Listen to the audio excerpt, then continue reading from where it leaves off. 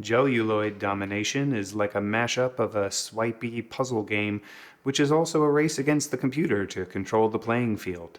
How does this puzzle battler work? Watch on and find out.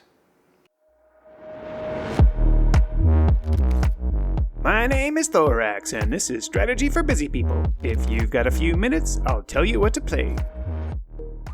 Warning, there might be some puzzle spoilers in here. Now, I don't normally play puzzle-type strategy games, but Gelluloid Domination by Tractor Set Go had two things going for it.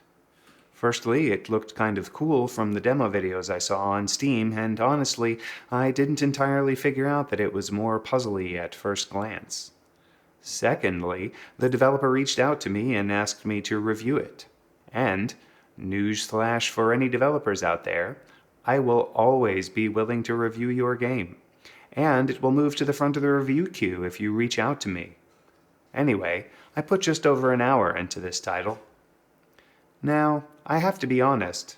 I totally don't understand the purpose of the short first-person sequence in which you walk up to the simulation table to start playing the game, but whatever, it's over quickly. The game is played as a sequence of scenarios where you are trying to take over the puzzle area with your gel-producing cell thing. You take over nodes, which are other cells, by sending your cell gel there. Now, say that 3 times fast. Each scenario has some settings you can adjust. The overall difficulty level determines, more or less, how fast the opponent is going to be able to move and or react to what you're doing. There is at least one level with no real opponent, but instead just the clock as an opponent. You can also invest research points in bringing along some upgrades, which we'll talk about momentarily.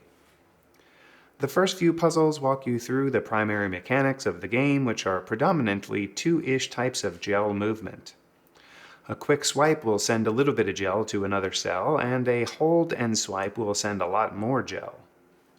Hold for a very long time, or shift, click, and swipe, and you will set that cell up to infinitely send gel along the path. Over time, each cell will produce more gel, and you can transfer gel from cells under your influence to one another. This sets up streams and pools of, if you will, gel that you can use to plan your dominance. If you win the stage, you earn some quantity of research points, affected by a multiplier based on the overall difficulty level. I played most of the first half of my experience on the moderate difficulty, but then got to a level called quote-unquote patience.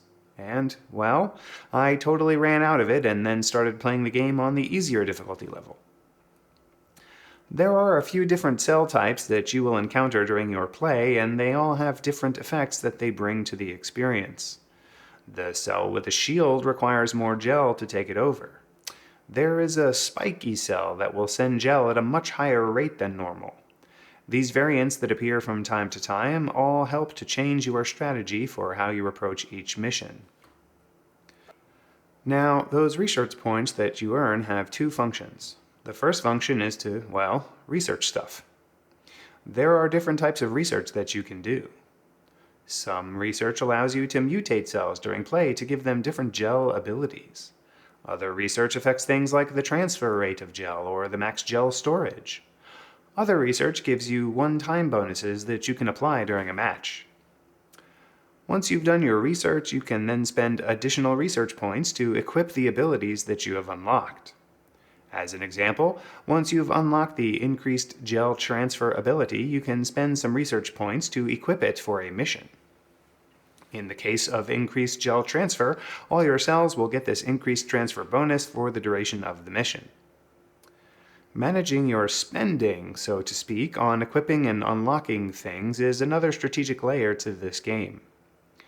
It doesn't appear that there is a penalty for going into a mission well equipped, so going back and attempting to complete previous missions with new equipment at harder difficulties to be a completionist is totally a viable thing. Also, you get research points at higher multipliers for higher difficulty levels. So there's that. One of the interesting but frankly annoying mechanics is the gun mutation. There are virus particles that will float around and hit cells and damage their gel. If you have a cell that is low on gel and enough viruses hit it, that cell will actually go back to neutral, which can really mess things up. The gun mutation shoots these virus particles when they reach range. Sometimes the virus particles drop DNA strands, which you can pick up and earn research points for. You can actually earn quite a lot of research points from this mechanism, except that you have to actually click with your mouse on the DNA strands. And they can disappear. Managing the DNA strand collection while you're also managing to send your gel all over the playing field is pretty hectic. It would be nice if there is a mutation to auto-pick up DNA, and maybe there is. I didn't really look. I just know that I didn't like the click-to-pick mechanic. Before I give my final verdict, take a moment to like this video and subscribe to the channel. Don't forget to share it with your friends. Agree with me, disagree with me, or want to see other content? Let me know in the comments below. Want to try this game yourself? Check out my humble affiliate link below. And if you want to support me in making more of these videos, become a patron on Patreon. Your support really makes a difference. The final verdict.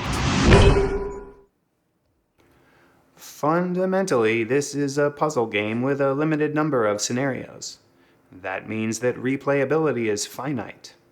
However, with the combination of all the different research equipment types and the different scores for each difficulty setting, there is potentially an awful lot of variability in your play. Sure, the patience mission is always going to start with the same board setup, with the same cells in the same locations and connected in the same ways, but trying to beat it on the hardest difficulty level, either with no additional equipment or even with a full complement of additional equipment, will likely be quite the challenge. So if you're a completionist and like puzzles, the ceiling here may be pretty high. I think this game would actually play better on a touch device where you can swipe and tap, but the mouse worked well enough. Just make sure your wireless mouse has a strong signal. On my trademarked 3-point score scale of avoid, meh, and I forgot to eat, I consumed many cells, mutated and otherwise, but ultimately individual cells are not particularly filling, so I went off to find a sandwich. For being an indie title from a small shop, this game is quite good and is worth a look, especially if you like puzzlers. But if you are not a huge fan of puzzles, this may ultimately not be your thing. Who knows, though? The game might mutate your desires.